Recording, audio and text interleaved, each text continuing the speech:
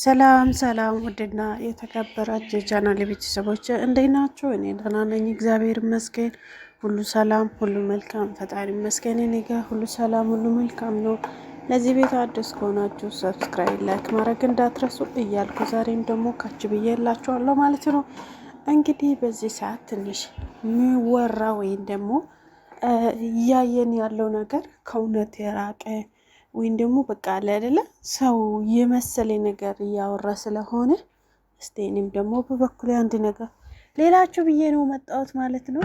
እንግዲህ እውነቴን ነው የምላችሁ፣ ግን ቪዲዮ ስታው ማለት ነው እስከ መጨረሻው ማለት መጀመሪያ ላይ የምትሰሙ ወይም ደግሞ መጨረሻ ላይ ካልሰማችሁ ምንም ፋይዳ ስለሌለ እስከ መጨረሻ ይውልሽ እላችኋለሁ ማለት ነው ቤተሰቦቼ።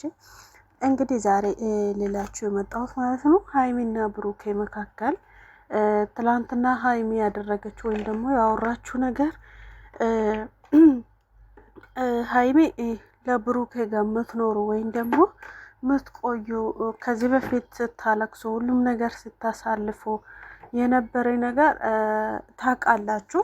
ምክንያቱ ሀይሚ ለብሩኬ የምትከፍለው ወይም ደግሞ የከፈለች የነበረ ዋጋ ታውቃላችሁ።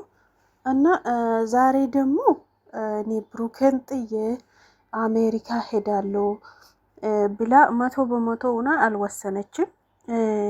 ቶክቶክ ላይ በተለይ ሀይሚን ዘቅዝቃችሁ ምናምን የምትሳደቡ ሰዎች ተጠንቀቁ፣ ታው ከስድብ ራቁ። ምክንያቱ ከዚህ በፊትም ምን እንደተባባል ወይም ደግሞ ምን እንደተባለ ታውቃላችሁ ብዬ አስባለሁ። እና ምክንያቱ ማለት ነው እነሱ ዛሬ የተናገሩ ነገር ቀልድ ሊሆን ይችላል፣ ውሸት ሊሆን ይችላል። እሷ ደግሞ የእሱ ስሜት መዋቅ ፈልጋ ሊሆን ይችላል። አንደኛ ደግሞ እኔ ሀይሚ ማውራትም መናገርም የምችለው ነገር እውነቴን ነው የምላችሁ በቴሌግራም በጣም ብዙ ነገር ነው ያልኳት ማለት ነው። እና ማለት ሀይሚ ብዙ ጠላት እንዳለባቸው እንዳላት ወይም ደግሞ እንዳለባት ጠንቅቃ ታውቃለች። ኢቪን አዛን እንኳን ተናግረዋል ማለት ነው። ሀይሚ በጣም ብዙ ጠላት እንዳለባት እሷ ብቻ ሳይሆን እሷ ዙራ ያለ ሰዎችም ያውቃሉ ማለት ነው። እና አንድ ሴት እንደ እናቴ ናት፣ ውጭ ሀገር ወስድሻለሁ፣ ለትምህርት ወስድሻለሁ ምናምን ያለቻት ማለት ነው። ምን ያህል ስታምን ነው? ምን ያህል ፐርሰናል የሚባል ነገር አለ። ለምሳሌ አሜሪካ ስንሄድ ማለት ነው ከ10 አመት በላይ ከ6 አመት በላይ ነው የሚፈጅብን ማለት ነው ፕሮሴሱ ራሱ። ከዛ ተሰርቶ ሁሉ ነገር ወረቀቱ ራሱ ስንቴ ነው እዛ የሚያመላልሰው ማለት ነው። ሀይሚ ግን ዛሬው ተነስታ ዛሬው የምትሄዱ አስመስላ ደስታው ምኑ እንደዚህ ያጫጫነችው ምንድን ነው የብሩኬ ስሜት ለማወቅ እንጂ እኔ ዝም ብዬ ሞራት ስለማልፈልግ እሷ አውቃ ነው እንጂ ይሄ እውነት ነው ብዬ አላምንም። አንደኛ ይሄ ነው ምክንያቱም ብሩኬ ለሷ ብሎ ስንት ዋጋ እንደከፈለ ሀይሚ ጠንቅቃ ታውቃለች። ምንድነው እናንተ ደግሞ ያላችሁ ሀይሚ አውቃ ነው ከብሩኬ ልትርቅ ፈልጋ ነው ምናምን የምትሉ ሰዎችም አላችሁ ኮሜንት ላይ። በተለይ አይደለም ብሩኬ ሀይሚ ብሩኬን እንደምትወድ ታውቃላችሁ፣ ሁላችንም ጠንቅቀን እናውቃለን። ይሄንን አይደለም እንዴ? እና ሀይሚና ብሩኬ መቼም የማይራራቁ ሰዎች ናቸው። ብሩኬ ለሷ ትልቅ ቦታ አለ፣ እሷም ደግሞ ለብሩኬ ትልቅ ቦታ አላት። ስለዚህ ነገሮቹ እንዴት የሆነ ነው? አንደኛ ስራ ነው። በተለይ ደግሞ አዲስ አበባ ላይ እግዚአብሔር ነው የምላችሁ ሌላ ሰውና አንድ እንጀራ 35 ብር ተገዝታ ነው የምትበላ። ገብቷቸዋል አይደለም? አንድ በየአይነት ምግብ ማለት ነው 200 ነው፣ 1000 ነው አንድ ሌላ ሆቴል ስትገቡ ማለት ነው። እና ሀይሚና ብሩኬ ደግሞ ምንም ማለት ስራ የላችሁም ታውቃላችሁ፣ በዚህ ሰዓት ማለት ነው። ሚኒስትሩ በእነሱ ዙሪያ ያላችሁ እስቲ ሰዎችን ነው። አንድ ሴት ማለት ነው አንድ ሴት ከ3 ወንድ ጋር ለገንዘብ ወይም ደግሞ ለዩቱብ ወይም ደግሞ ለስራ የተባለው ለቪዲዮ ተብሎ ባላን እየሰደበች ባላን እንደ ውሻ ያንቆሸሸች እከሌ ነው ባልልም ታውቃላችሁ ብዬ አስባለሁ። እውነቴን ነው የምላችሁና እከሌን በቃ አይደለ ባላን ባዳ አድርጋ ለገንዘብ ብላ ስንት ነገር እየሰሩ እንደሆነ ታውቃላችሁ። በእነሱ ዙር አሉ ማለት ነው።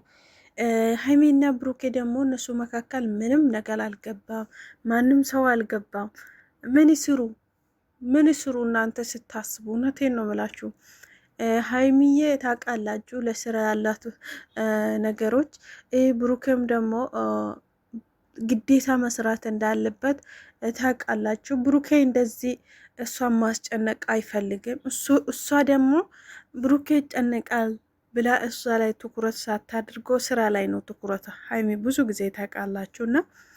እና እሷ ወደ ስራ አድልታለች እንጂ ህዝቡ የፈለገ ነገር ብላት ምንም ደንታ አይደለም። ምክንያቱ ስራ ነዋ፣ ልታገኝ ስለሆነ ለስራ የምናወራ ከሆነ እኮ ምንም ነገር መስሎ አይታየንም። ታውቃላችሁ እኛ አሁን ለምሳሌ ሁለት ስራ እየሰራ ነው፣ በተለይ የሰው ሀገር ላይ የምንገኙ ሰዎች ማለት ነው።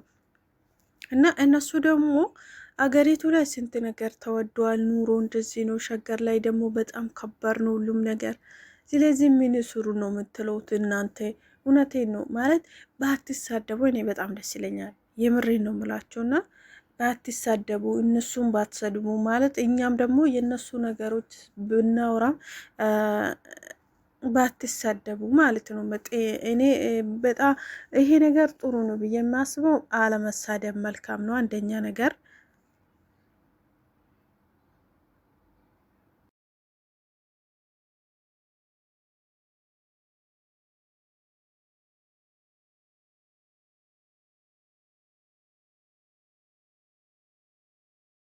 ሄዳ አይወርድማ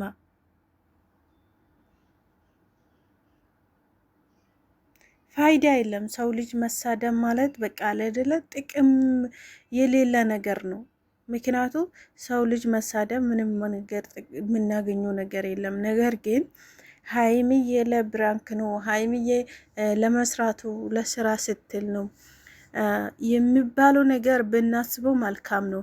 ምክንያቱም ማለት ነው አሁን ማለት ነው እውነቴን ነው የምላችሁ እና ቪዲዮ ይዞ ማገኘቱን ለምን አስፈላጊ ሆነ ብላችሁ ታስባላችሁ? አሁን ለምሳሌ ማለት ነው ብሩኬ እንደዚህ ነው፣ አንድ ሴት እኮ እንደዚህ ብላኛለች፣ እስቲ ፓስፖርት ስጠኝ ብላ እኮ በስልክ ደውላ መናገር ይቻላል እኮ።